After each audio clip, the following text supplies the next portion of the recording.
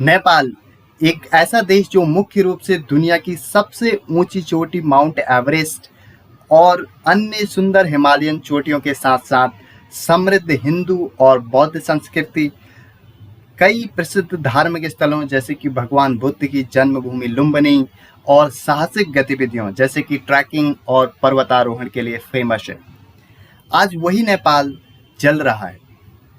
उसी नेपाल के जेनजीज युवा अपनी छातियों पर गोली खा के माइक लेके कहते हैं कि ये नेपाल का खून है और हम अंत तक लड़ेंगे। उसी नेपाल की parliament, prime minister house, president house, सभी अपोजिशन मीडिया हाउसेस सबको आग के हवाले कर दिया है। उस देश के युवा सड़कों पर। दोस्तों, ये कैसे हुआ? नेपाल में हुए पिछले 3 से 4 दिनों के प्रोटेस्ट में 20 से ज़्यादा प्रोटेस्टर्स की मौत हुई है और वहाँ की सरकार को कम्प्लीटली शट डाउन करना पड़ा है। नेपाल के सभी मंत्रियों ने इस्तीफा दे दिया है।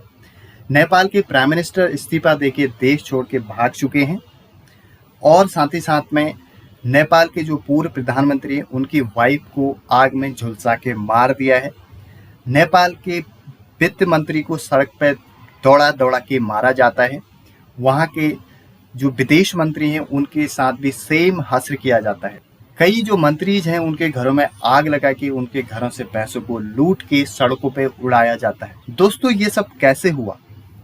जब हम पहली नज़र में इस कहानी को, जब इस प्रोटेस्ट को देखते हैं तो हमें ऐसा लगता है कि वहाँ के जो जेनजीज हैं, जो जेनजी प्रोटेस्ट वहाँ पे चल रहा है, वहाँ पे जो यूथ हैं वो लोग कितने ही क्रूअल हैं और इस आंदोलन को कितना हिंसात्मक बनाया गया है। पर दोस्तों, ये कहानी का एक पहलू है। जब हम कहानी के दूसरे पहलू को देखते हैं या फिर हम इसके मेन कॉज को देखते हैं तो हम बात करते हैं 4 सितंबर 2025 की।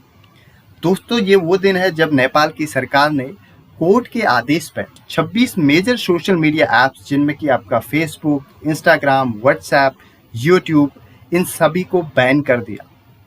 उसके बाद जो नेपाल की युवा पीढ़ी है वो सड़कों पर उतरे। इन लोगों ने स्कूल ड्रेस में, हाथों में कॉपी पेन लिए, पार्टी लिए, सड़कों पर प्रोटेस्ट किया। नेपाल की गवर्नमेंट से रिक्वेस्ट किया कि आप इन सोशल मीडिया ऐप पे जो बैन लगाए उनको हटाइए। इन्होंने कुछ स्लोगन दिए, स्लोगन जैसे कि सोशल मीडिया ऐप नहीं, भ्रष्टाचार खत्म करो, भाई भतीजावाद खत्म करो और नेपो किड्स और नेपो बेबीज करके कुछ ट्रेंड चला गया।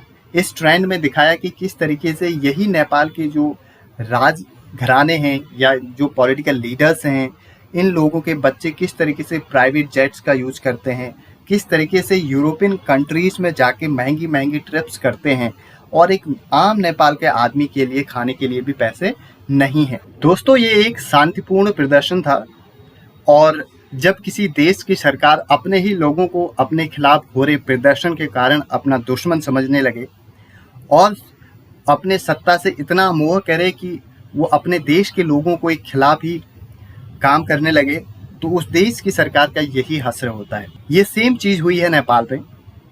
जब यही प्रोटेस्टर काठमांडू में प्रोटेस्ट कर रहे थे तो अचानक एक पुलिस ऑफिसर के आदेश पर गोलियां चलाई गई और उन्हीं गोलियों में 20 से ज़्यादा बच्चों की मौत हुई।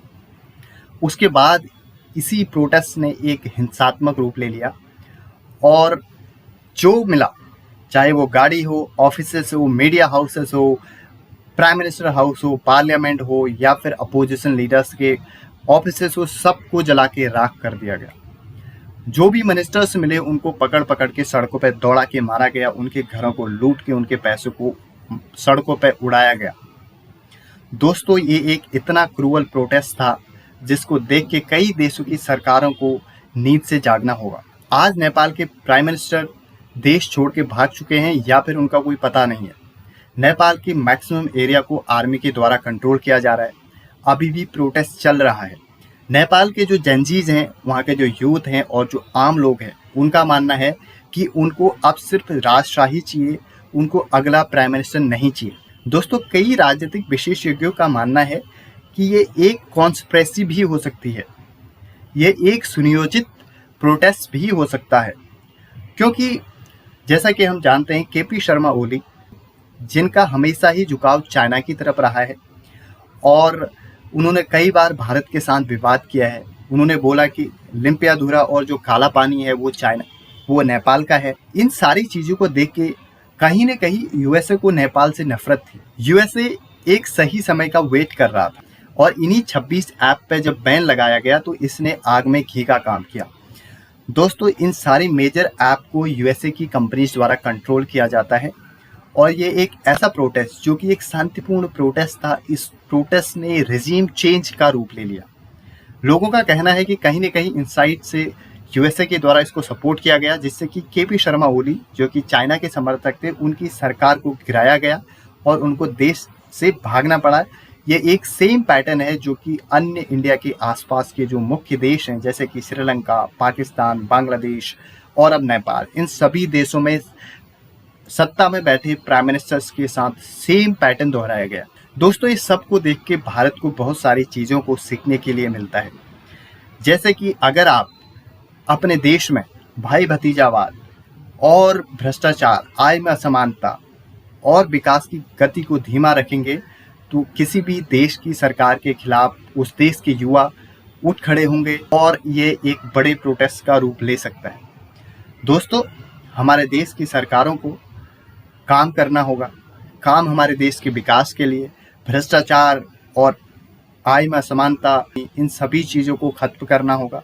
हम लोगों को इंडिविजुअली भ्रष्टाचार के खिलाफ लड़ना होगा। दोस्तों, भारत एक ग्रोइंग इकोनॉमी है, पर अभी भी हमारे देश में कई परेशानियां हैं, जैसे कि हमारे देश में आय की असमानता है, बेरोजगारी बहुत बड़े लेवल पे है और साथ ही साथ में जो विकास की रफ्तार है वो भी धीरे धीरे कम होती जा रही है। अगर हम वाकई में इन चीज़ों को सही करना चाहते हैं, हम चाहते हैं एक प्रॉस्परस और शांतिपूर्ण सोसाइटी और एक कंट्री, तो हम सभी लोगों को इंडिविजुअली और सरकार को अपने तौर पे काम करना होगा, जिससे कि हम नेपाल और अन्य इन देशों की तरह सेम स्टेज पे ना पहुंचे। आई होप ये वीडियो आपको अच्छा लगा होगा। अगर अच्छा लगे तो प्लीज़ सब्सक्राइब करें और मिलते हैं नेक्स्ट वीडियो में। तब तक के लिए धन्यवाद और नमस्कार।